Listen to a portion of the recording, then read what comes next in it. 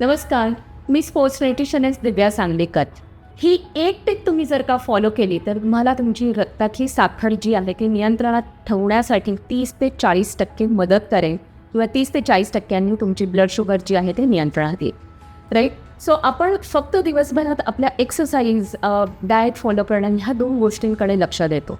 पण एक्सरसाइजला सुद्धा आपण त्या पलीकडे जाऊन दिवसभरामध्ये किती ॲक्टिव्ह आहोत का आपण फक्त 1 तास व्यायाम केल्यानंतर दिवसभर बसून राहतो, ही चूक जर का करत असू तर ती सुधारणं अत्यंत आवश्यक आहे. सो एक सवय जी तुम्हाला तुमची शुगर नियंत्रणात ठेवायला मदत करेल ती म्हणजे काहीही खाल्ल्यानंतर किमान 1500 ते 2000 स्टेप्स चालणं. मग ते सकाळचा नाश्ता असू दे, दुपारचं जेवण असू दे किंवा रात्रीचं जेवण असू दे. ह्या एका छोट्या सवयीमुळे तुम्ही तुमची रक्तातली साखर जी आहे ती नियंत्रणात आणू शकता. सो तुम्ही सुद्धा खालती कमेंटमध्ये लिहा की तुम्ही जेवण झाल्यानंतर शतपावली करणं ही सवय बाळगता की नाही. धन्यवाद.